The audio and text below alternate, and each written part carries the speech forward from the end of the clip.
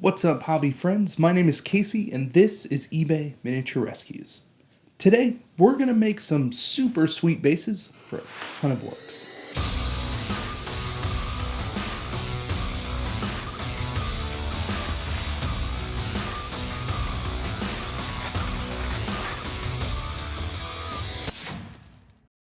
Some of you may remember that not too long ago I did a video about 3D printing and how it can absolutely be an amazing tool for your hobby.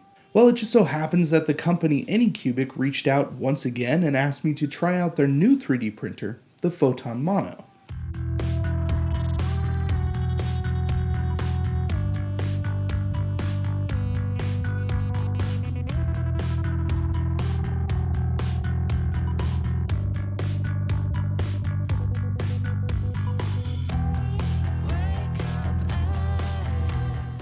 So there are some things about this printer that really stand out to me.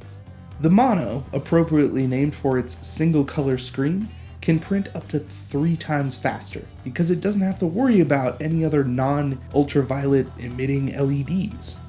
That means that when I want to print out bases, I can print out lots of bases really quickly, or anything else for that matter.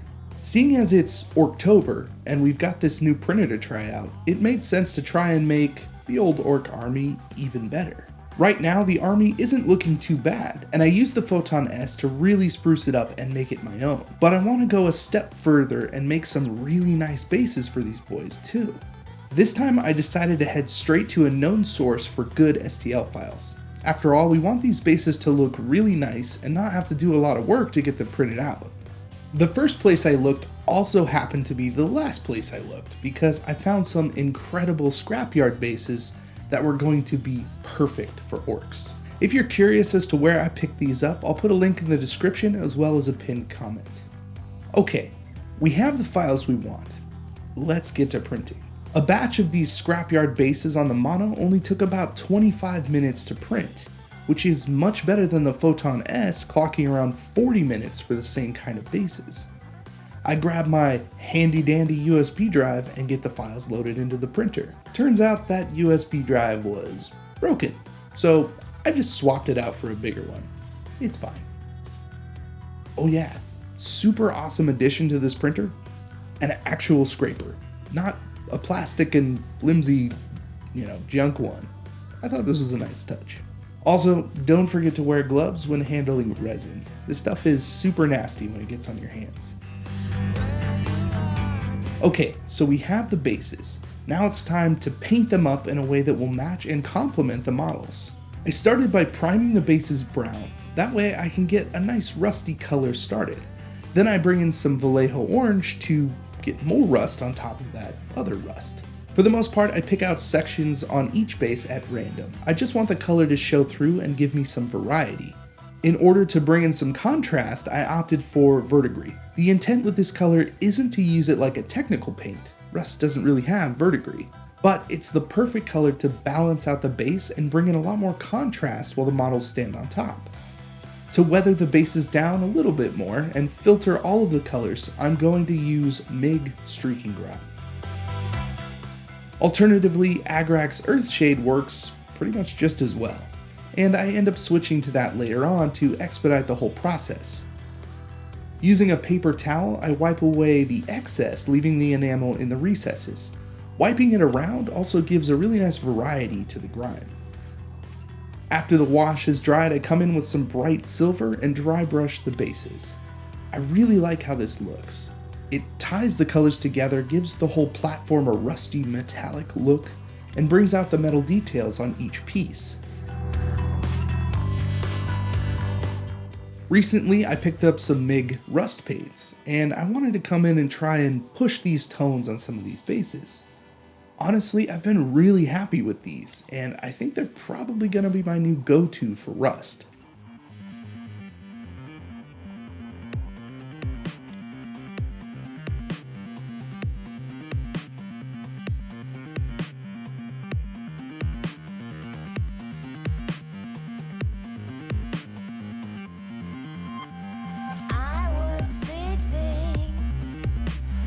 Drinking coffee at the diner.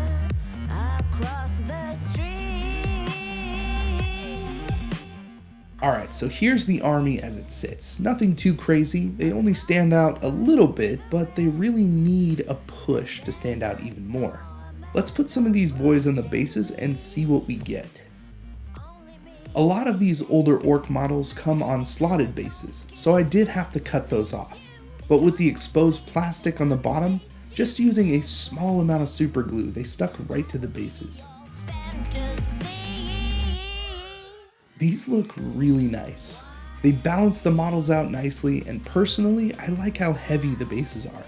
I feel like they won't fall over or break, which is really nice for an army that I want to use in a lot of games. Plus, these will most definitely stand out. Alright, let's speed through some more bases and talk about this printer a little bit more.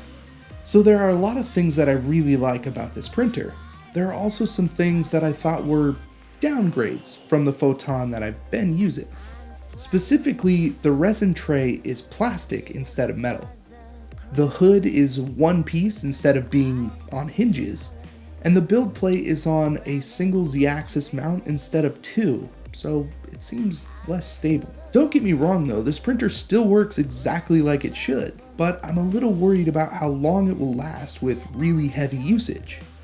Overall, and especially for the price, this printer is pretty awesome. Just for the speed factor, I'll probably end up using this printer more often than my Photon S. As a hobbyist, when an idea strikes us, we tend to want to get to work as quickly as possible. And this particular printer helps with that sense of speed and almost instant gratification. If you're looking for a good entry-level printer, the Photon Mono is a good choice.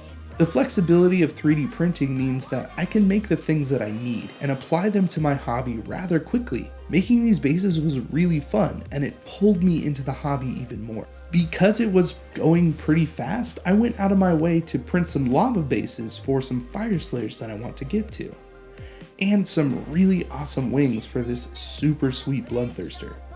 The idea struck, and printing was really quick, and I really like that about 3D printing. If you want a little more information on the Photon Mono, then there is a link in the description below that will take you directly to their site. And thank you again, Anycubic, for sponsoring Miniature Painters. Alright, now that I've done a bunch more bases, let's see how they look on some painted models.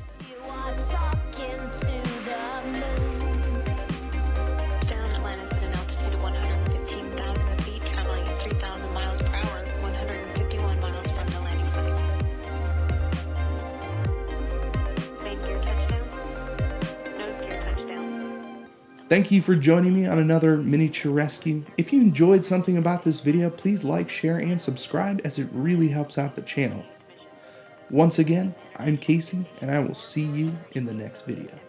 Expedition 15 astronaut Sunny Williams after 195 days in space.